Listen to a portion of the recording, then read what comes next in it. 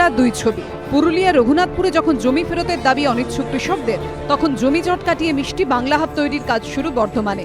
বর্ধমানের 2 নম্বর জাতীয় সড়কের পাশে বামচাঁদাই ও শক্তিগড়ে শুরু হলো হাব তৈরির কাজ। প্রায় 3 বিঘা জমিতে গড়ে উঠবে এই হাব।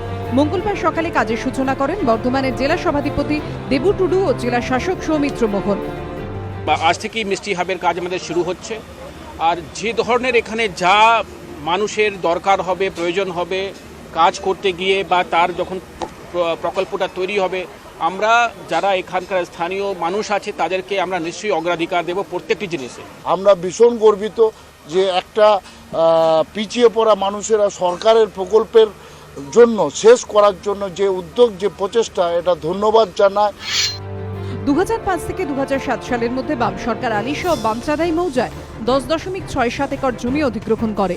জমি ছিল 81 জনের, 13 জন ক্ষতিপূরণ নেন, 2 জন ক্ষতিপূরণ নিয়েও টাকা ফেরত দেন।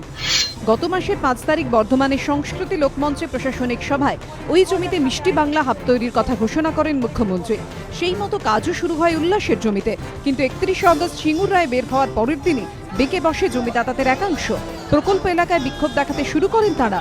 অভিযোগ কিছু না জানিয়ে বাম আমলে জমি অধিগ্রহণ করা হয়েছিল। জমিদাতাদের বিক্ষোভের কথা জানতে পেরে বর্ধমানের উল্লাসের জমিতে মিষ্টি হাব হবে না বলে ঘোষণা করেন মুখ্যমন্ত্রী। 2007-এ আরেকটা জমি অধিগ্রহণ করার কথা করেছিল গভর্নমেন্ট, যেখানে আমরা মিষ্টি হাব করব বলেছিলাম। তো আমার কাছে ডিএম বললো যে এরকম এই জমিটাও 2007-এ হয়েছিল। আমরা ওখানটা নেওয়ার কোনো দরকার নেই, সুতরাং যেখানে লোক চাইবে না কেন হবে। আমি বলে দিলাম অন্য জায়গা খুঁজে অন্য জায়গায় করো। এরপরই নতুন জায়গার সন্ধান শুরু হয়। বামচাঁদাইপুরে বের করা হয় একটি সরকারি খাস জমি, যেটি এতদিন স্থানীয় আদিবাসীদের দখলে ছিল। আমি তো দীর্ঘদিন ধরে চাষ করে আসছি, তাহলে আমার তো জমিটা চলে যাচ্ছে, তাহলে আমার সাথে তাহলে আবার জীবনযাপন ধারণের একমাত্র উপায় ছিল এটাই।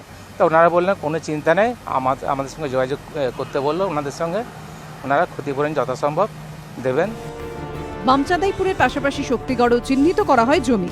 সেই জমিতেই গড়ে উঠতে চলেছে মিষ্টি বাংলা হাব। মঙ্গলবার সকাল থেকে সেখানেই শুরু হলো নির্মাণ কাজ। কমল কৃষ্ণদের রিপোর্ট, এবিপি আনন্দ, বর্ধমান।